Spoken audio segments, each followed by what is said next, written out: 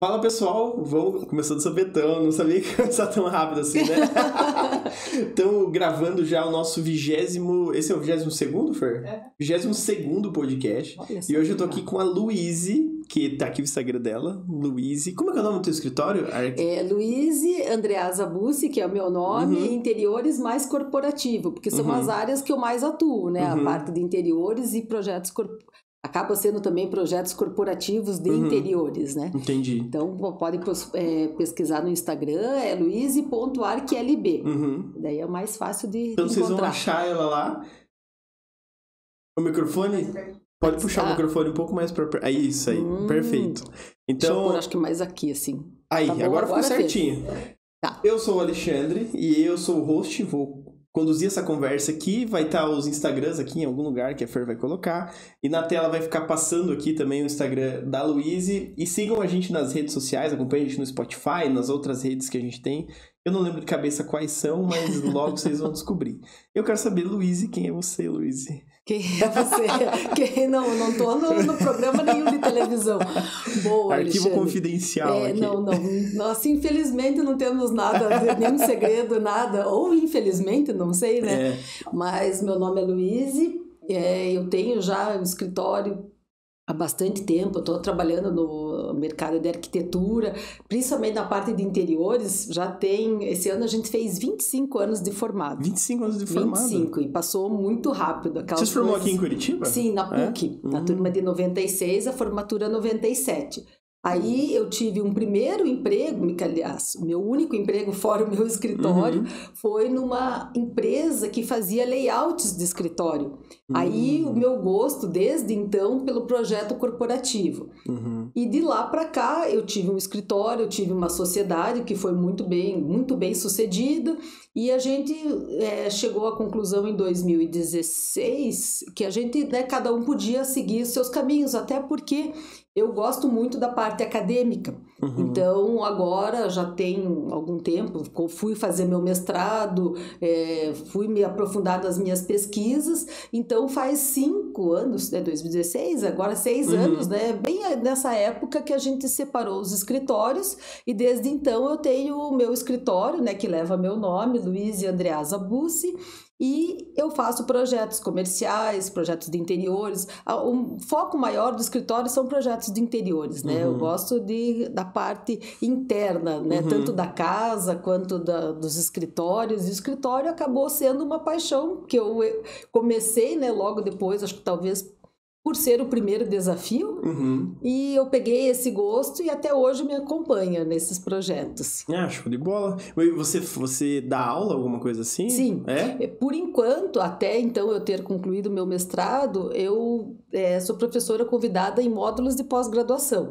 Já dei aula aqui em Curitiba, e também fora de Curitiba, na UNOESC e na FAG de Cascavel, eram lugares distantes, assim, que a gente Presencial? Presencial. Sério? Isso foi antes da pandemia. Foi de 2000, na verdade, acho que a UNOESC era 2018, 2017, 2018. Então, desde 2017 que eu venho ministrando aula. Esse ano também.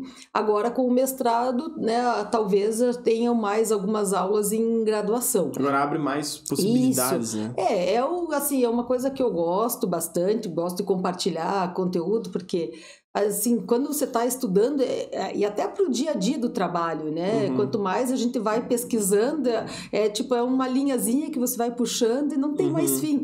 Aí vai estudando, vai surgindo um tema novo, e é a melhor forma de se atualizar. Então, de certa maneira, até no meu dia a dia de escritório, acaba sendo super útil, porque aí fica meio diversificado, daí dá aula, né, faz palestra, faz projeto, mas isso também já ajuda a gente não ter rotina, assim, sabe? Nossa profissão já não tem muita rotina, às vezes... Todo dia é um negócio diferente, né? Não é falta de programação, a gente pode até se programar, né, para fazer uma atividade, hoje eu vou fazer isso, mas sempre tem umas novidades no meio do caminho, às vezes você se programa para várias coisas, você depende também de terceiros, né, para executar o trabalho. Então, de repente, assim, a agenda está mais lotada, de repente dá uma baixada, e aí eu vou intercalando os estudos com as aulas, com as atividades de projeto. Você já tinha dado aula antes ou não? Na verdade, já em...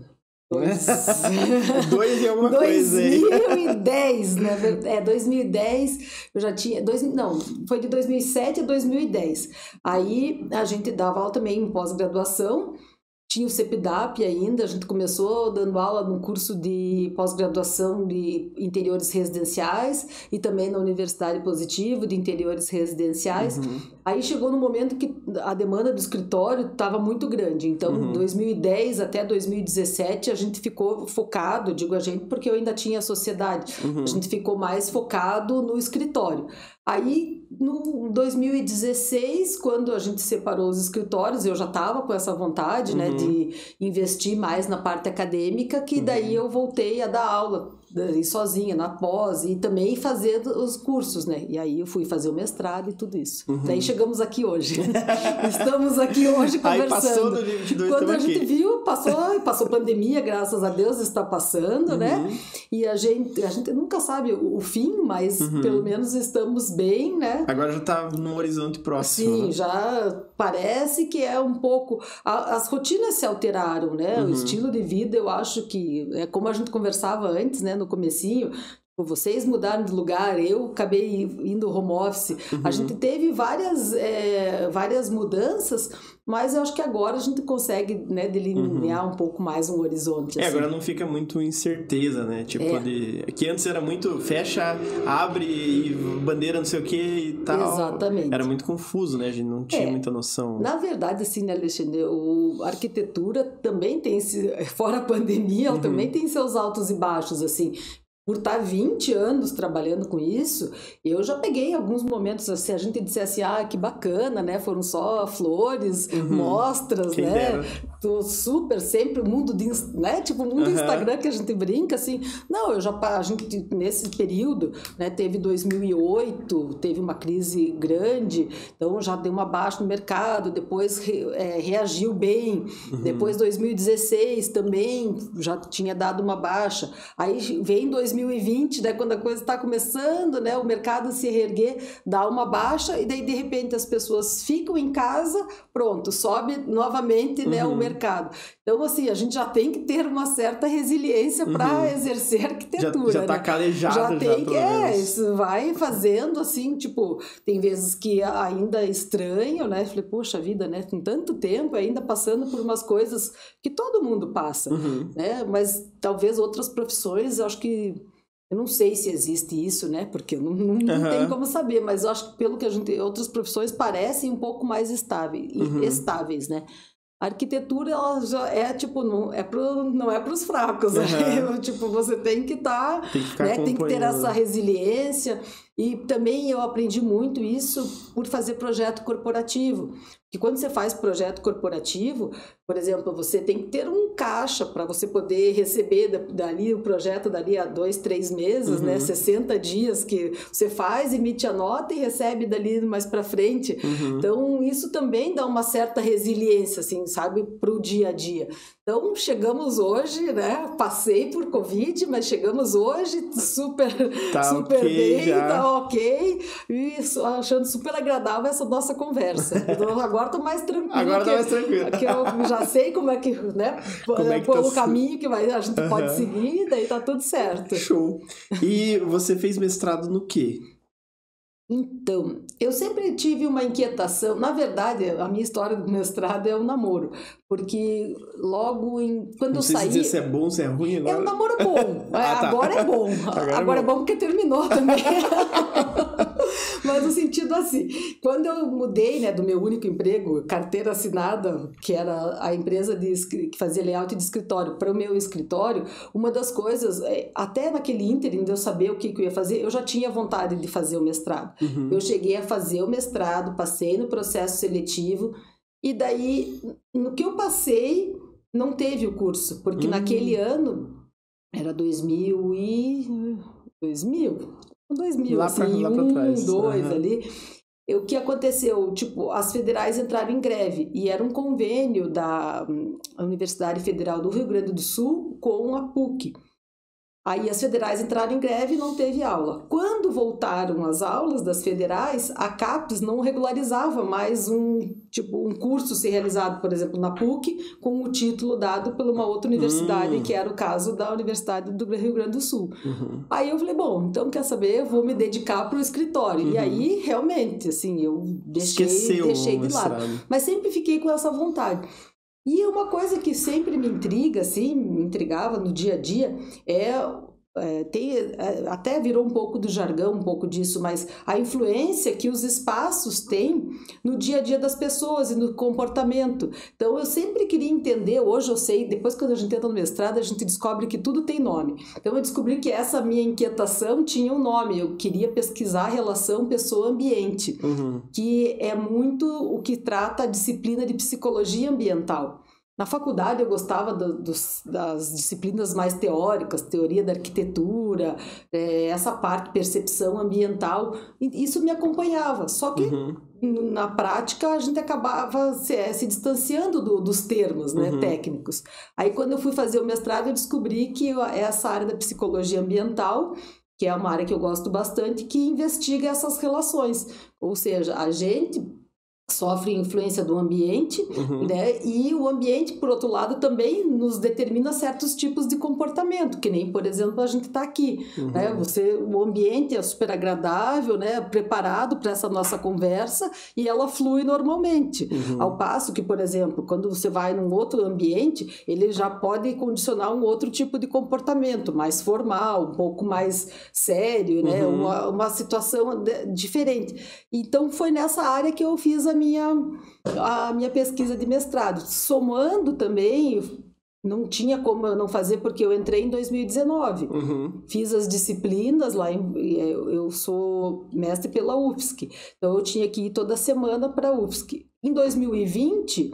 aí teve a pandemia, então a UFSC ficou 6 meses, eu acho que até entenderem que a gente ia voltar e fazer aula online. Que era o online, exatamente, né? E que formato que a gente ia, né, estudar. Então, eu fiquei meio à distância. E daí eu fui, digamos, é quase que impossível eu fazer uma pesquisa sem documentar o momento que a gente estava vivendo, que é o momento atípico. Então a minha pesquisa e também não tinha como eu, Luiz, pelo meu histórico com ambientes corporativos, também não tinha como eu me distanciar muito. Então, em resumo, a minha pesquisa é sobre... tem um comportamento da psicologia ambiental, né, que chama a territorialidade, né, a nossa demarcação do território.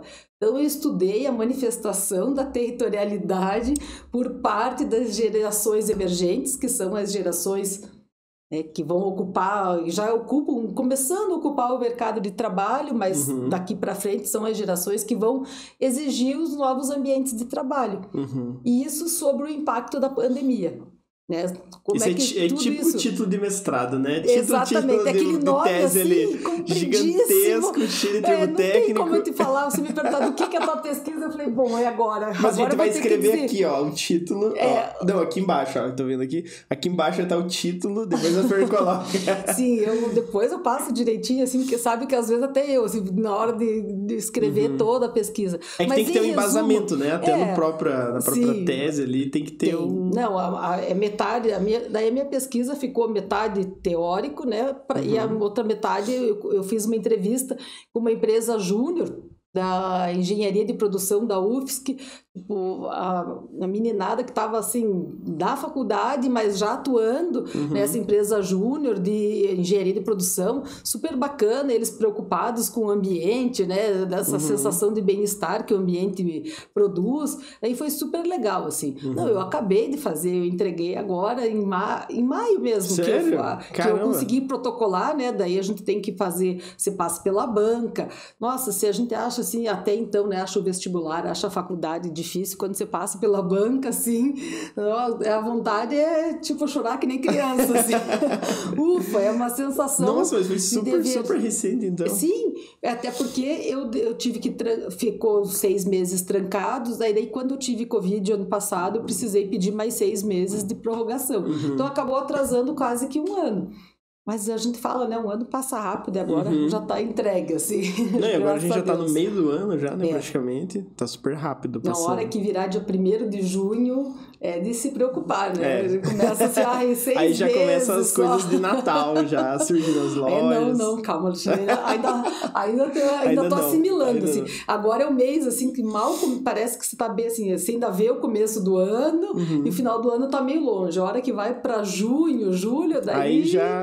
Aí a coisa complica. Aí complica. E você fez especialização também, alguma coisa assim? Eu tinha feito antes uma especialização em projeto.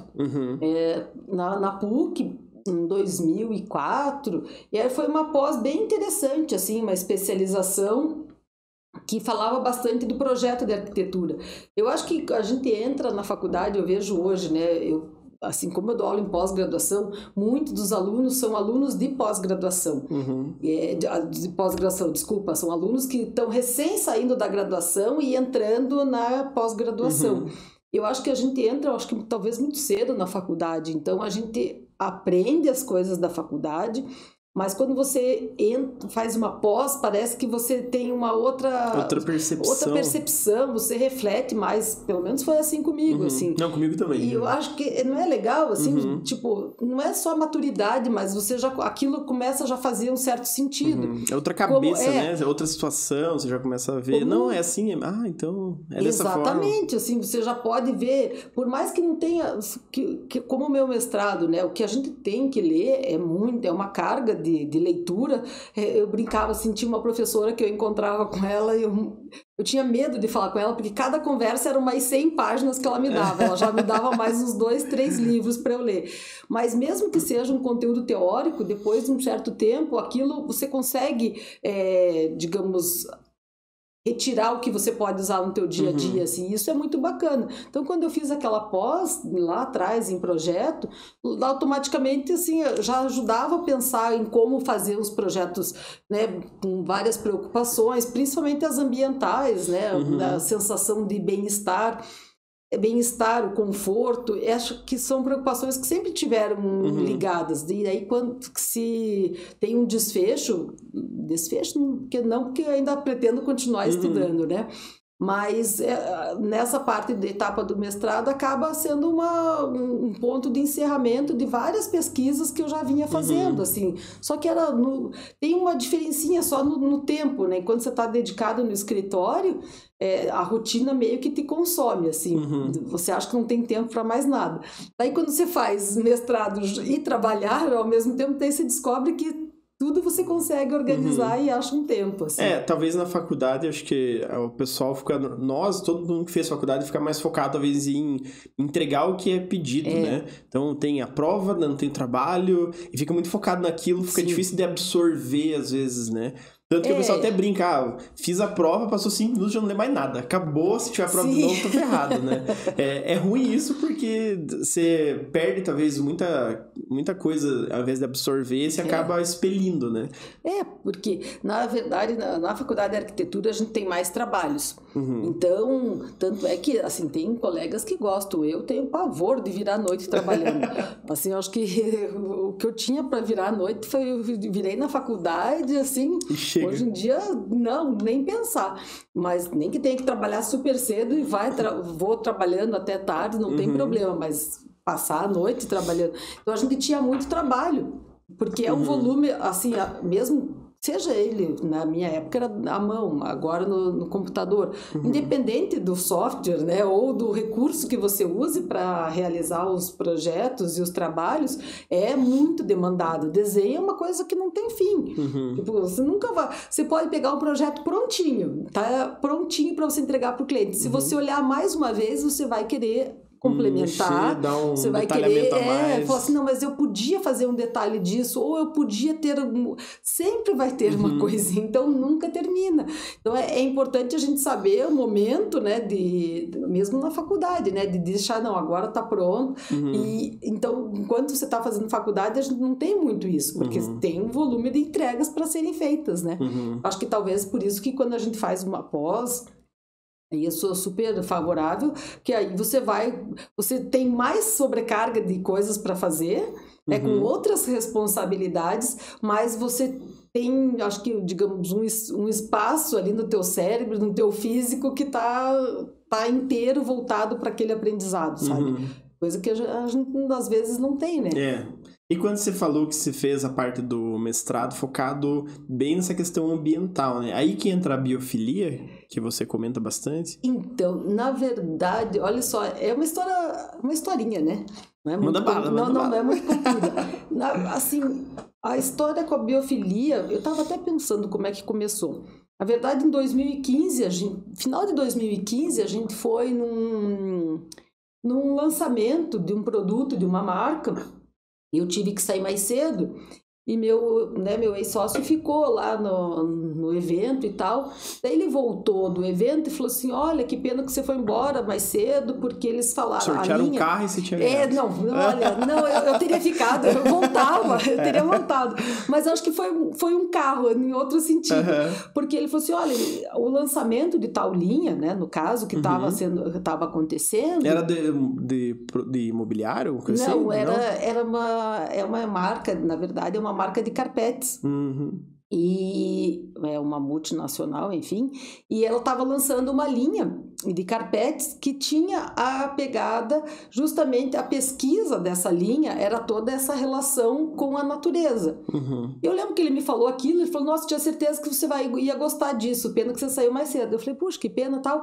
Ele me mandou o PDF, eu ainda sou muito analógica, eu imprimi e ficou ali na minha mesa, aquela pesquisa.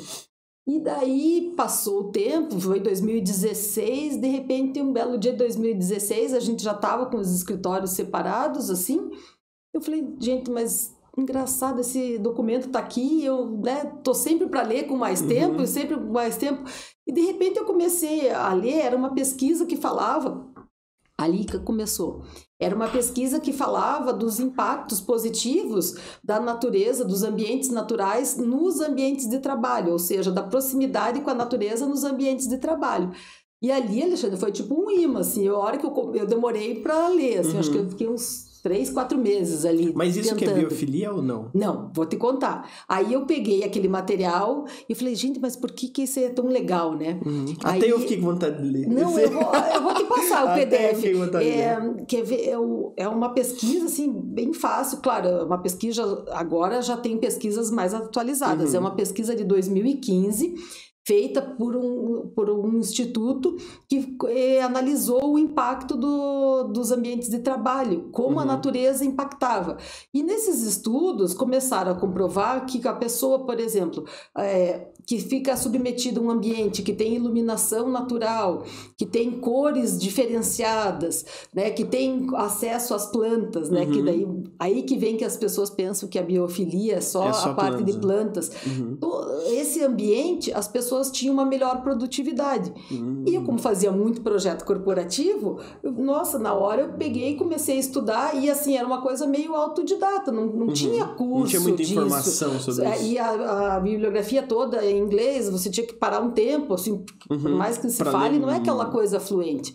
E aí eu me aprofundei. Então, te resumindo, assim, te respondendo mais especificamente, você descobre, assim, já é uma paixão já pelo nome, porque a biofilia significa amor à vida, né? Amor aos elementos naturais. Ela é um termo que ela originou de um livro, né, que o Eduardo Wilson, na década... Já tinham pesquisas anteriores ao Eduardo Wilson, Mas na década de 80, 1984... Sua memória é fantástica, só para falar. Não, mas é que Caramba, isso daqui que sai, assim, é porque realmente foi uma paixão, e assim, até hoje, e até achei super legal, porque fazia um tempinho que eu não falava disso, por isso que eu acho que eu tô contando tantos detalhes. Mas tá super interessante. Mas é muito legal, porque ele lança um livro homônimo, e o que ele fala nesse livro, né, Biofilia? Ele fala que nós, como espécie, nós temos uma ligação inata com o ambiente natural. E aí, daí tem várias hipóteses, assim, que em outros livros, não dele, mas em outros, vão falar da hipótese da savana, que a nossa, digamos, realmente a nossa espécie, ela vivia no ambiente natural, então ela precisava se sobressair no ambiente natural e etc. E eu, assim, resumidamente, né, tudo isso, a gente tem essa ligação. Para você, uma coisa que eu sempre falava em palestras, que é muito fácil da pessoa entender, é que, por exemplo, quando você pensa que você vai tirar férias, né? Tipo, quem gosta de campo, pensa em ir para o campo. Quem gosta de praia, pensa, eu vou para a praia. Quando você pensa assim, num ambiente restaurador, um ambiente que te dá a sensação de bem-estar, dificilmente alguém vai pensar num shopping. Talvez pense no bem-estar que ir num shopping comprar tenha. Mas aí são outros gatilhos. Sim, né? Não é o ambiente aí em si, a gente né? vai falar de outros gatilhos, que eu também agora estou estudando essa parte mais da neurociência voltada à arquitetura, que também faz ligação com a biofilia. Mas, em geral, são os ambientes naturais. Então, aí vai se explicar por que a gente tem essa predileção. E isso depois foi desenvolvido, né, é o que se chama o design biofílico, que é aplicar, digamos, essas técnicas, essas estratégias de estar mais próxima ao ambiente natural dentro das ferramentas de design. Daí, por exemplo, a gente tem aqui uma textura né, de tijolo. Então, essa textura, ela te dá aquele aconchego, te remete ao elemento natural. Né? Eu mesma, quando eu via o podcast, eu falava, olha que bacana aquela parede. Eu posso ter a parede de tijolo ou uma estratégia de design biofílico, eu posso ter analogias a elementos naturais, ou seja, eu posso ter paredes que simulem, um papel de parede que simule uma área de planta. Eu posso ter, como aqui você tem um azul, né, que vai me lembrar as cores naturais que a gente encontra. Basicamente, o azul, o verde. E se a gente prestar atenção na natureza, não tem só o azul e o verde. A infinidade de cores e tons e matizes e tudo isso é muito rico. Então, é aí que começou, então lá 2015, 2016 eu me dediquei bastante a essa pesquisa. Aí, 2017 eu fui convidada a fazer a primeira palestra. Daí eu fiz, em 2017, uma palestra para vários arquitetos. E daí uma outra empresa viu a palestra e me contratou, e fiquei em 2018 e 2019, que nem eu brincava, em missão biofílica, fazendo, tipo, né, deixando um catequizando ali em missão, deixando todo mundo um pouco mais próximo. E isso também se explica, Alexandre, porque também talvez eu tenha, né, mais do que a parte acadêmica, assim, na academia ainda tem um pouco... Eu vou dizer assim, tem uma certa resistência ao termo design biofílico, a biofilia, mas eles entendem mais como ambientes restauradores. Né? Mas eu acho que ambientes restauradores se aplicam mais, talvez, a ambientes de saúde. E a biofilia você pode aplicar principalmente nos ambientes de trabalho, onde a gente passa a maior parte do tempo. Né? No ambiente residencial é mais fácil você ter esse contato com a natureza. Agora, na pandemia, a gente viu, né? Que, por exemplo, principalmente quem morava em apartamento. Aquela necessidade de você simplesmente sair, né? Ir ali na rua, passear num parque. Né? Quando eu estava no auge, né, do lockdown, assim, a gente via muito as ruas, né? As pessoas fazendo bastante caminhadas, porque tinha essa necessidade de estar em contato com o meio natural. E isso, uma das estratégias, você pode ter, como eu estava explicando antes, ou com elementos naturais mesmo, por exemplo, madeira, coisas que sejam propriamente as tramas das fibras, né? Isso tudo é muito legal, mas você pode ter, quando você não dispõe dos elementos ou materiais naturais, você pode dispor de elementos análogos, né? Que remetam a isso. Cores, coisas assim. Cores, né? Como a gente estava falando, do azul que você tem, até aqui a própria textura da parede, né? E vai te remeter àqueles elementos naturais, né? Ou, às vezes até vai remeter a uma pedra, vai remeter a ou até mesmo, né, uma questão mais floral, uma questão mais de e o que eu estava querendo comentar, que na verdade acabei até meio que me perdendo, porque é tanta da informação que a gente quer compartilhar e assim, às vezes o raciocínio vai atropelando.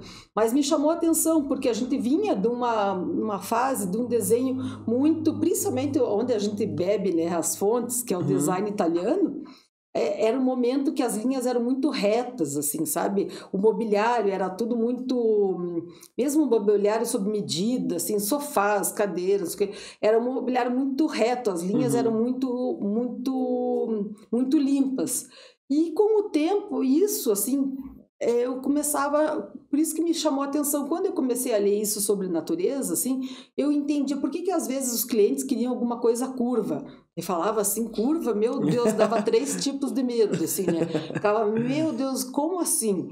Aí não necessariamente um curvo mais clichê, mas sabe, uma forma mais sinuosa, porque isso visualmente acomoda melhor o nosso olhar. E se você reparar hoje, o mobiliário, né, vai em mostras de decoração, a forma do mobiliário tem sido mais sinuosa, porque são as formas que a gente vê mais facilmente na natureza. Na natureza, assim, a linha horizontal que a gente vê é a linha do horizonte, né? A linha vertical, a linha das árvores, enfim, mas no restante, né, ela é toda cheia de várias formas, exatamente, principalmente as, né, como o Niemeyer usava, né, as formas mais curvas, mais sinuosas. Então, é muito legal, assim, é um tema que, nossa, tem muito para falar. Você tem que me frear ali para... Não, mas é interessante, porque eu já ouvi falar disso, de biofilia nesse sentido, que é tentar se remeter às coisas mais naturais, e o pessoal acho que talvez foca mais em plantas, porque talvez seja o mais acessível, né? Porque quando você está construindo alguma coisa, tirando do chão, talvez você consiga aplicar alguma coisa mais focada em biofilia. Mas se você tá com a casa pronta, você quer tentar aplicar isso dentro de uma empresa e tal, você pode agregar elementos, né? Isso. Na verdade, assim, a planta, ela tem 2 fatores ali, por isso que eu acho que ela acabou sendo a bandeira, né, da biofilia. Porque além dela trazer o elemento natural, né, você pode ter um vaso de plantas, você não precisa, né, plantar uma árvore dentro da empresa, mas você pode ter um vaso de plantas. E dependendo da planta, ela também tem o caráter de melhorar a qualidade do ar. Né? A NASA mesmo faz referência a várias plantas, como, digamos, eu sempre confundo se é a espada ou a lança, aquela mais larguinha, né? A espada de Acho que é essa espada, né? A espada, a lança é mais larga. E então você tem várias plantas que já são até confirmadas que elas têm um efeito na qualidade do ar. Então elas, além de ter esse apelo visual e também nos remeter ao elemento natural, ela de fato tem uma propriedade de purificar Mas o ar. Isso daí a biofilia não fala? Na verdade, é uma das estratégias. Você trazer, assim, tem vários autores, né, gente? Eu vejo o que foi passado de biofilia a partir dos 14 padrões, que são 14 estratégias para você trazer o design biofílico. Isso que é o legal. Você pode ter soluções de colocar uma planta? Pode, mas quando você pensa no design biofílico, você pensa em estratégias de projeto, ou seja, quando você está construindo, né, tentar priorizar elementos naturais, a ventilação natural, a iluminação natural, trazer elementos naturais, ou seja, daí vou ter madeiras ou usar esses materiais análogos, né? Daí você, por isso que vai se justificar, o que nem você tem na tua parede ali no fundo, né? O que faz a reprodução da madeira, né? Todos esses materiais que vão trazer esse ar natural. Então são na verdade, tem alguns autores que falam em 14 estratégias, tem outros que falam em 25, até a presença de animais no ambiente, que agora nos ambientes corporativos eles até estão estudando, né? deixar as pessoas trazerem seus pets para dentro dos ambientes de trabalho, até a presença com animais, você está em contato com o ambiente natural. Então, dependendo do autor, mas eu procuro seguir, são 14 estratégias que você usa em projeto. Às vezes você consegue lançar mão da maioria delas, às vezes só de uma. Né? Então, por isso que a planta acabou sendo a bandeira, né, da biofilia. A biofilia, ela se encaixa mais em projetos corporativos ou não necessariamente? Não, ela, na verdade, ela tem também a ver com produtividade, essencialmente, ou não? A biofilia é só para você trazer os elementos... A biofilia em si, ela não vai ter diretamente, assim... Não é o propósito. O propósito dela é sempre... Isso é uma consequência. É uma consequência. Por quê? Aí existe uma parte que entra um pouquinho já no estudo mais da neurociência aplicada à arquitetura. Quando a gente estuda o sistema nervoso, né, não o sistema nervoso central, mas o sistema nervoso autônomo. Agora eu vou, tentar fazer a explicação mais simplificada, né? Se tem algum médico da área, entenda que assim, é uma visão simplificada para a gente poder explicar. A gente tem, né, o sistema simpático e o parasimpático, ou seja, o simpático que vai te dizer que você tem... Você fica, quando você está fazendo uma atividade, que você está tenso para aquela atividade, né? Por exemplo, daí que vem a questão da produtividade. Por quê? Você está numa empresa, você tem metas para cumprir, você tem um horário para seguir. Então, o teu sistema nervoso autônomo vai te colocar em estado de alerta, né? Para você poder produzir. Depois que você realizou aquela tarefa, a outra parte do sistema nervoso autônomo vai dizer, não, agora você já pode relaxar. Porque você já entregou, né? Então você já fez a tua tarefa, teus batimentos cardíacos podem voltar para o normal, a tua respiração pode voltar ao normal. E o que acontece? Foi comprovado em pesquisas, que foi uma dessas que eu li lá em 2015, que me despertou a curiosidade, é que quando em contato com a natureza, esses dois... sistemas dentro do sistema nervoso autônomo, né, esses dois, o simpático e o parasimpático, eles se equilibram mais rapidamente. Eles chegam ao que é chamado de homeostase, que é esse equilíbrio entre, assim, por exemplo, então eu estou trabalhando, né, mesmo sob pressão, mas eu tenho uma vista para uma janela. Aquilo, por uma fração de segundos, me tira da condição de ansiedade e já me dá uma certa tranquilidade. Por isso é associado com a criatividade. A mesma coisa, você está num ambiente completamente monocromático. Você vai ter um certo rendimento. Ao final de um período, aquilo vai te proporcionar um cansaço. Diferente quando você tem alguns estímulos de cor, alguns estímulos visuais que de quando em quando vão te despertar. Isso tem a ver com escritórios tipo estilo Google? Totalmente. Assim? Porque não foi aleatório, que eles não são gente boa. Não, na verdade, a Google, eu teria que até confirmar essa informação, mas ele tem uma equipe de neurocientistas que trabalham e desenvolvem os escritórios, enfim. E o que foi as estratégias do escritório Google? Muito do design biofílico. Os ambientes que simulam, por exemplo, os carpetes que simulam grama sintética, né? Que daí você via o pessoal assim sentado como se estivesse na grama.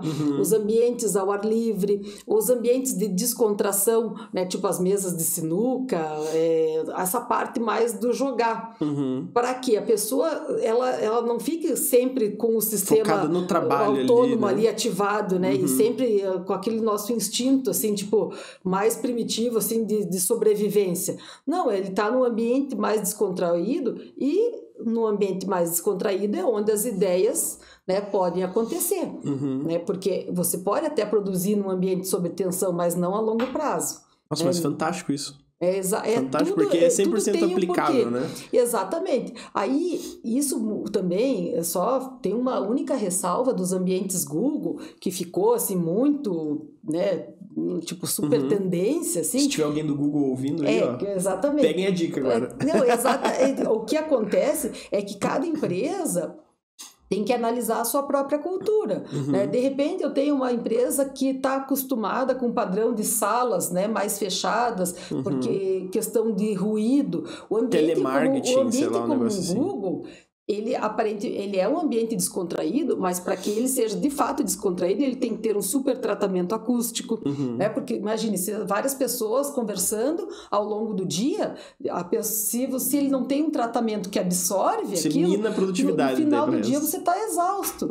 Então, é muito importante, ao se aplicar, né, pensar em se aplicar a um escritório Google, pensar se isso está de acordo com a cultura da tua empresa. Um telemarketing, por exemplo, já tem que ter esses espaços de descompressão do telemarketing também inspiraram esses projetos como o Google. Por quê? Nesse momento de descompressão, que até por norma nos espaços de telemarketing é obrigado a ter, é justamente para que essa homeostase aconteça, né? Esse equilíbrio, de novo, você tenha um respiro. É tipo uma droga necessária para você trabalhar e depois... Na verdade, se você só trabalhar, é como se você tivesse, né, ligado a 100 por hora ingerindo digamos, é como se você estivesse ingerindo um alimento tóxico, porque você está só demandando do teu sistema nervoso, teu corpo está sempre em estado de alerta, sempre... Então, isso que você falou é super interessante, que as pesquisas falam, e com certeza já aconteceu com muita gente. É comum, assim, você vai tirar férias. Aí você vai lá e quer deixar tudo em dia, você se mata de trabalhar, trabalha, vira a noite e faz o que para você sair de férias com tudo em dia. E acontece quando você está de férias, às vezes você fica doente, fica gripado, porque a tua imunidade, ela foi digamos, solicitada ao máximo, e daí de repente o sistema nervoso diz, não, agora você pode relaxar. Ela não entende só como um relaxamento, ela entende como uma queda muito brusca. Aí, né, que aparece. Não que antes a pessoa não tivesse. Sim. Só que antes é como se o corpo não desse nem chance da pessoa manifestar qualquer coisa. Isso é muito comum. Então, é sempre esse contato com o ambiente natural. Aí eu falo de volta, né? Na pandemia a gente viu o quanto que é importante isso. Né? Eu acho que os espaços, né, e as festividades, eu vejo uns shows, né, agora como tá bombando, todo mundo quer sair, todo mundo quer conviver também, que é uma outra demanda, né, natural do ser humano. Então é muito importante a gente estar próximo desses lugares naturais, assim. E isso que é trazer o design biofílico ou usar a biofilia seja projeto corporativo. Tem pesquisas que mostram os efeitos do uso da biofilia nos hospitais. Que também é super importante, né? Hospital, escola... escola, nossa, até mesmo em ambientes comerciais, tipo loja. Porque a experiência de compra que se fala dos usuários, né? A experiência de compra é muito mais rica. Porque, veja, se a gente tem essa característica inata de estarmos ligados, né? De termos essa necessidade de estar em contato com o ambiente natural... mesmo que sutil, você estando num lugar que tem uma iluminação natural ou que tem um elemento natural, aquilo te dá uma acomodação e você se sente mais relaxado. Para o ambiente de compra é ótimo, porque quanto mais, né, a vontade você tiver, mais a permanência. E mais permanência, não necessariamente, mas aumenta a possibilidade de compra.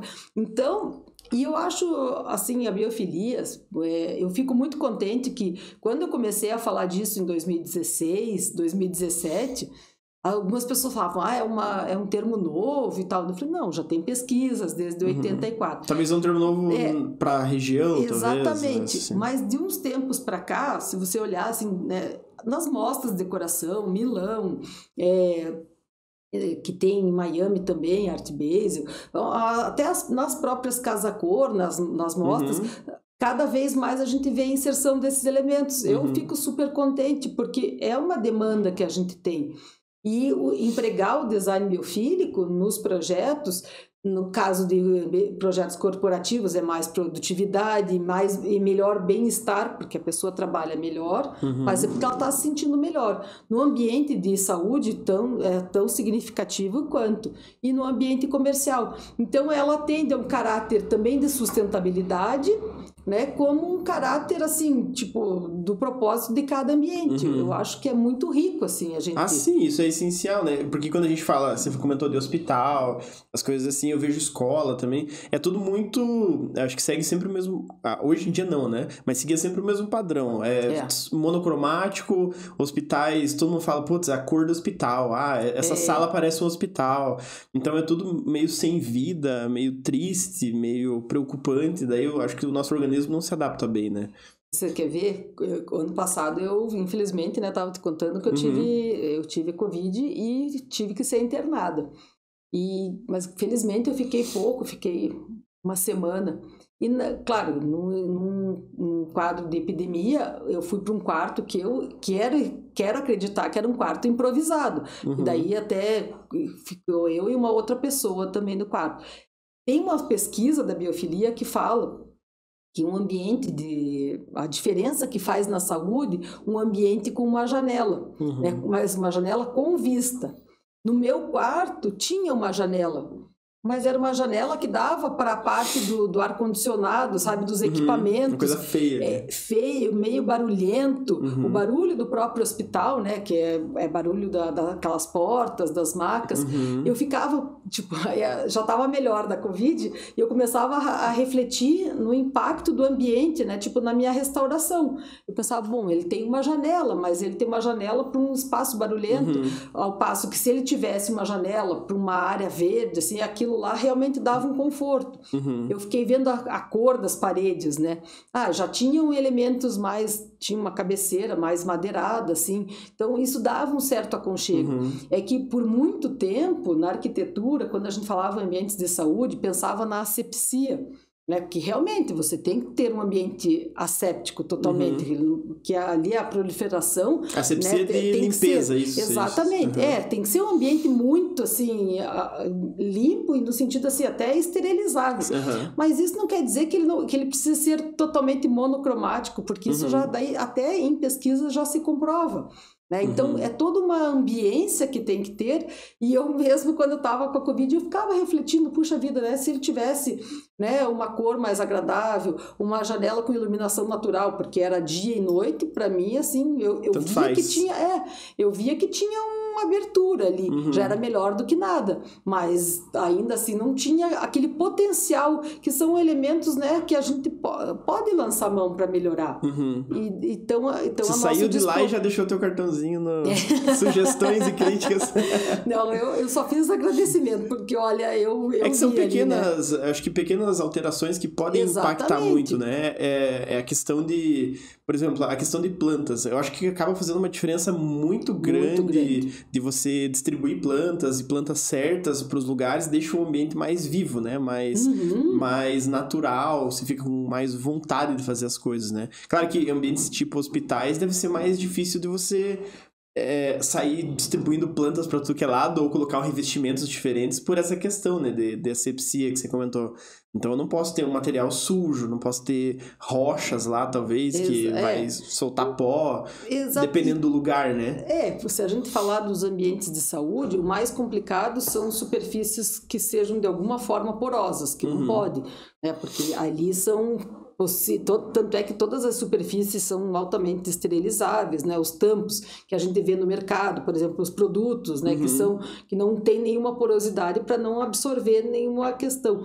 Mas existem muitos recursos, né? Ou, por exemplo, como eu comentei, se você não pode ter uma janela abrindo para uma vista, mas você pode ter um papel de parede, né, lavável, você pode ter um vidro, né, impresso. Hoje em dia a gente tem tantos recursos assim. Sim, são meios, né? Às vezes acaba tendo que uma questão de administração de custos, né? Mas assim, felizmente no mercado a gente tem bastante recursos ou criar uma situação de uma iluminação indireta, né?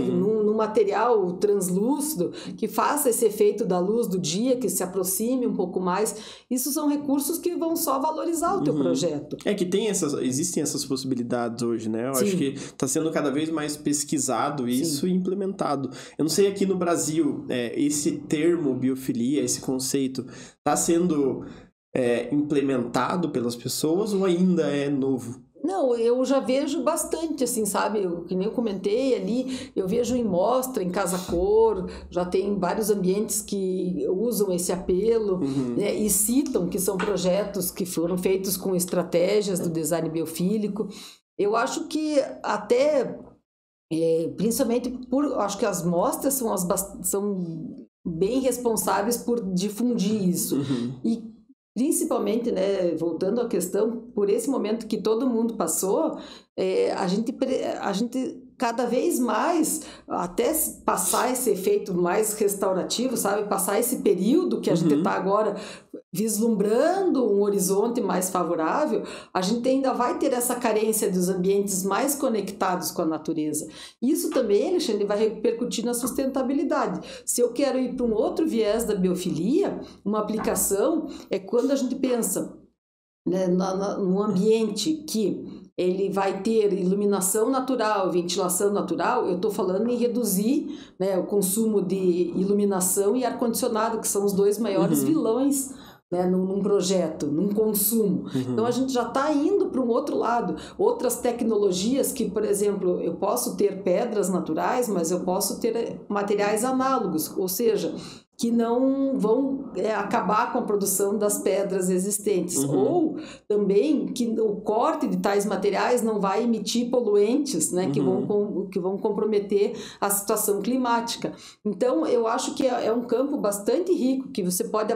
a escala de aplicação do design biofílico é bastante grande. Você pode aplicar desde um espaço só, um ambiente, né, com a inserção de plantas ou de outros elementos naturais, até um projeto macro. A gente tem, assim, vários exemplos ali, principalmente fora do Brasil, né? Mas a gente já tem aqui no Brasil bastante estudos. Um dos estudos que eu acho, principalmente a biofilia, para quem trabalha com certificações, né? A certificação, a LEED, ela pontua quando você faz o uso de estratégias do design biofílico. A certificação WELL, que é a certificação voltada para o bem-estar no interior. Essa é praticamente a biofilia. Exatamente. Quando na certificação WELL, por exemplo, eu não sei se na WELL ou na LEED, porque não é a minha especialidade, mas se você tem as janelas, né, tem um determinado peitoril de janelas, porque isso dá uma amplitude maior na captação, né, de iluminação e ventilação natural, mas dentro de um certo parâmetro, para que também não seja uma... Né, e essa abertura esteja voltada para a orientação solar adequada, você já vai pontuando e digamos, o teu imóvel, né, que você está construindo, o teu projeto, já vai ser um projeto certificado, ou seja, já é um projeto diferenciado. Então, eu acho assim que, felizmente, a gente já está vendo bastante aplicação, às vezes de forma indireta, né, como no caso das certificações, às vezes já mencionando, né, a aplicação direta. Eu fico bem feliz, assim, né? Tipo, a minha missão biofílica agora eu tenho feito menos, assim, então hoje é uma oportunidade também, mas eu fico bem contente que cada vez mais pessoas têm usado esse termo e têm se apropriado das estratégias. Mas isso é legal, né? Porque não é simplesmente aplicar, não é por moda, né?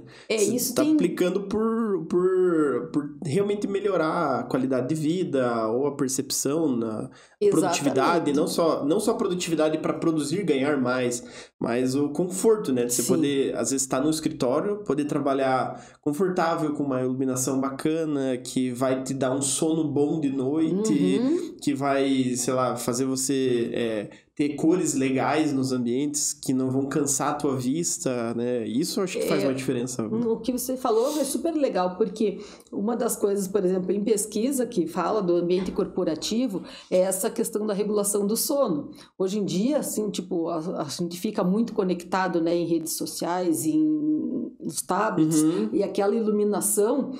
Principalmente se você vê muito dessas telas à noite antes de dormir, aquilo vai acabar retardando a liberação de melatonina, né? Que é um neurotransmissor que vai te fazer, digamos, entrar no estado de sono.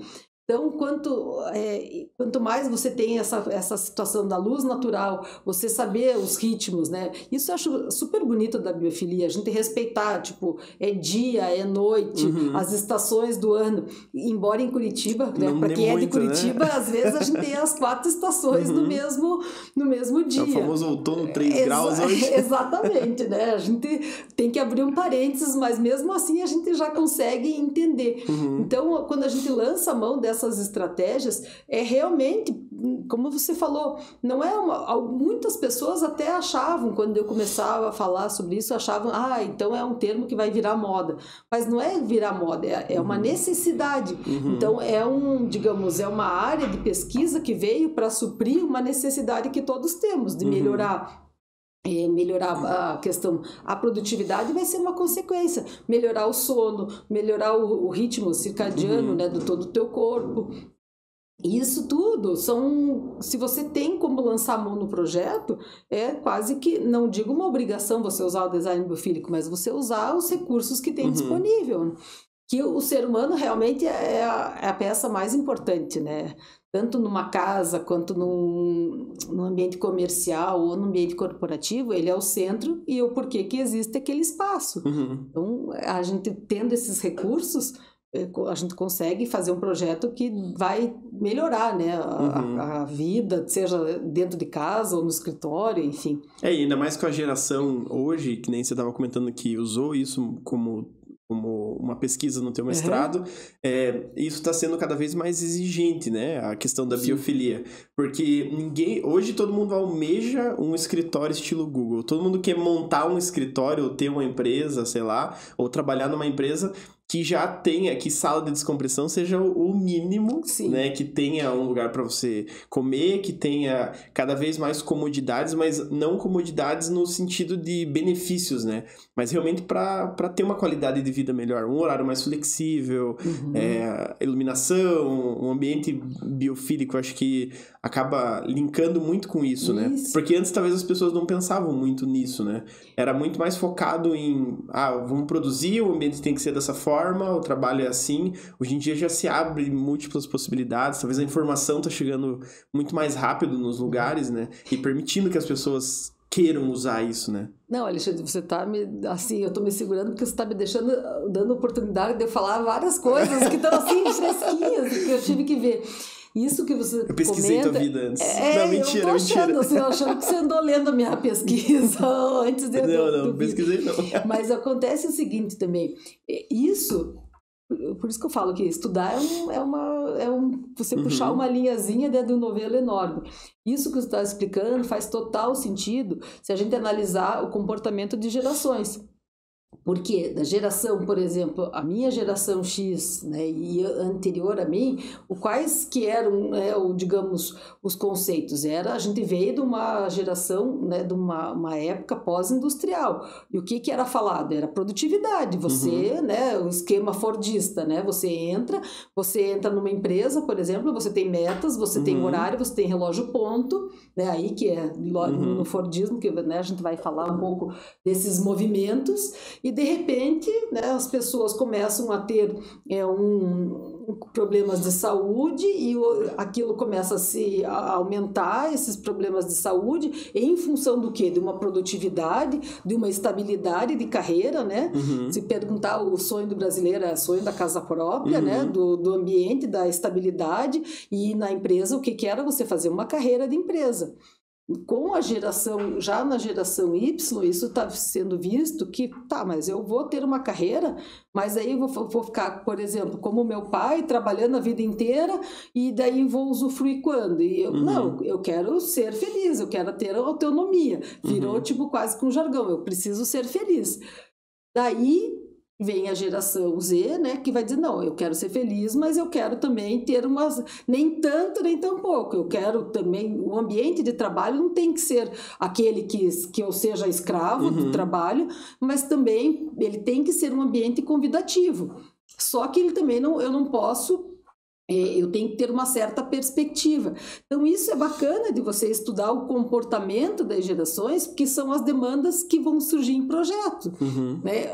Anteriormente, você precisava fazer um layout de escritório, que foi ali no meu comecinho, né, da década de 80, 90, na verdade.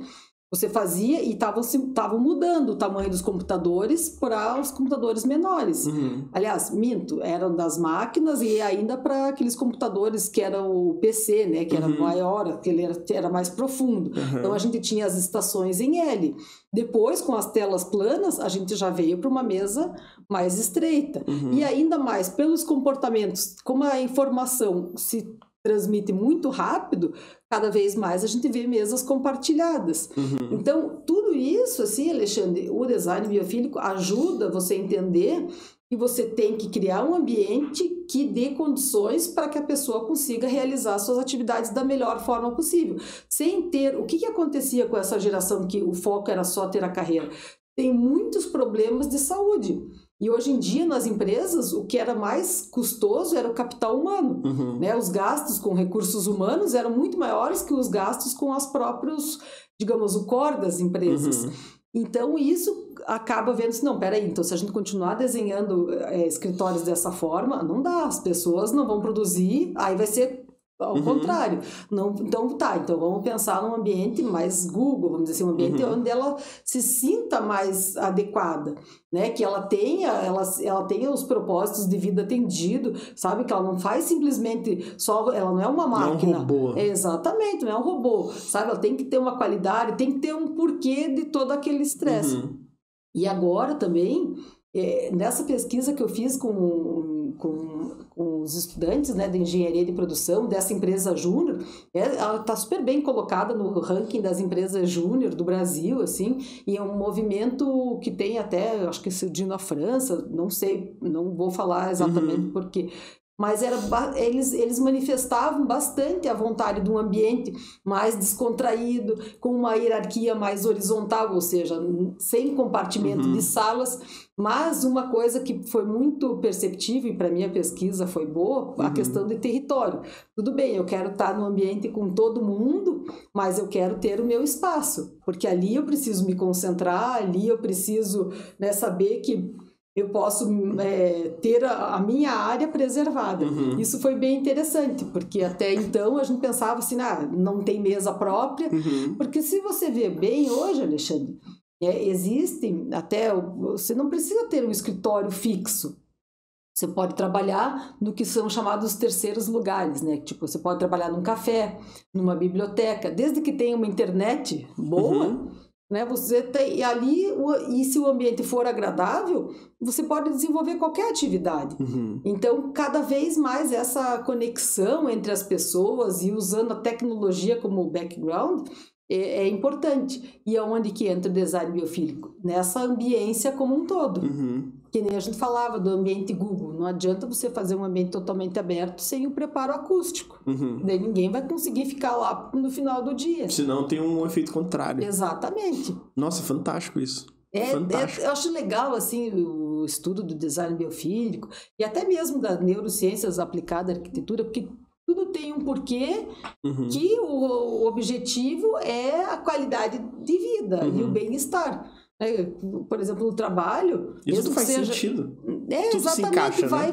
É uma pecinha que vai vendo, vai fechando o quebra-cabeça, que a gente tem que pensar no trabalho, seja home office, digamos, ocupa bastante do teu dia, né? Ou se você não quer desenvolver durante o dia, eu trabalho mais à noite. Então tá bom, então você trabalha mais à noite. As empresas estão fazendo isso, né? A questão dos horários, não ter mais, se a pessoa respeitar mais o ritmo de cada um, para que a pessoa trabalhe no seu melhor horário. Acho que até a questão da legislação tá mudando, né? Sim. Muito em relação a isso. Se eu não me engano, até que em Curitiba eu tava vendo questões que eles estão querendo flexibilizar horários comerciais. O que é o horário comercial?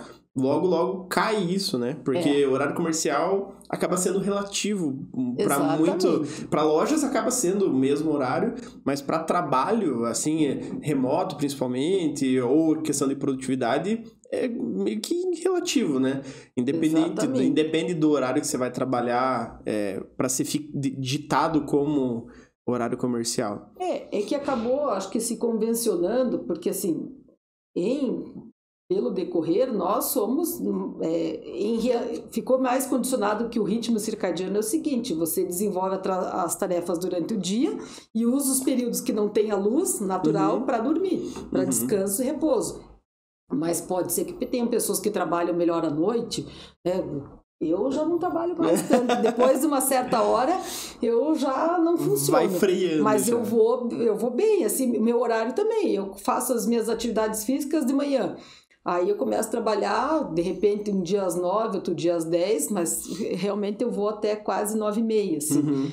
Aí chega 9h30, tem que parar, já não vai mais, assim, claro, já estou quase 10, 12 horas.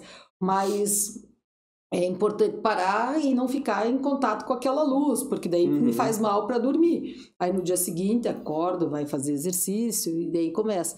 Então, essa questão de horário, não sei como que a legislação vai resolver isso. É difícil, mas é eu um acho movimento, né? Isso exatamente. É interessante. Isso eu até achei muito interessante, essa questão que tá surgindo. Claro, é uma briga muito grande, envolve muitas questões, mas vai mostrando como as gerações vão tomando espaço, né? Exatamente, porque é o que a gente fala do comportamento, né? Das demandas de cada geração. Exatamente. Agora também foi comprovado, né, em pesquisas recentes, a carga horária de 4 dias. E muitas empresas estão fazendo 4 dias de carga horária. Porque, em resumo, o que precisa é que você entregue o que precisa ser entregue. Não mais, porque era o que estava acostumado, né? Tipo, as pessoas acabavam ficando exaustas. Hoje em dia, o burnout é uma doença recorrente. Assim como a LER, né, ficou conhecida depois do período altamente voltado só para a produtividade, todas as LERs, as DORTs, todas as doenças relacionadas ao trabalho pipocaram. Agora é o burnout também que a gente vê, que é aquele excesso, né, de informações. Então, tem algumas empresas que estão já instituindo a carga de 4 dias para que a pessoa tenha mais um dia, digamos, de final de semana. Justamente para quê? Para fazer esse equilíbrio do sistema como um todo, do organismo como um todo. Nossa. Mas é bem legal, assim, eu sou super, recomendo que as pessoas, né, pesquisem mais. Depois dessa aula que você deu aqui, eu acho super interessante. Não, eu tenho que cuidar porque eu gosto de dar aula, assim, eu gosto da aula, eu gosto de explicar e gosto de estudar. Então, é difícil me perguntar e eu falar um pouquinho, assim. Não, mas perfeito. Nossa, eu gostei muito de falar contigo. Eu acho que foi muito esclarecedor. Eu acho que deve ter incentivado muita gente que achava que biofilia era só colocar uma plantinha, né? Tipo, também, eu, talvez... Né? Não vamos também deixar desiludir tanto assim. Não, também é uma partezinha da biofilia. Isso, mas é uma estratégia. Isso é muito... Acho que foi muito, muito produtiva a conversa que a gente teve, porque com certeza quem assistir isso vai conseguir aplicar isso nos projetos e tentar entender cada vez mais, né?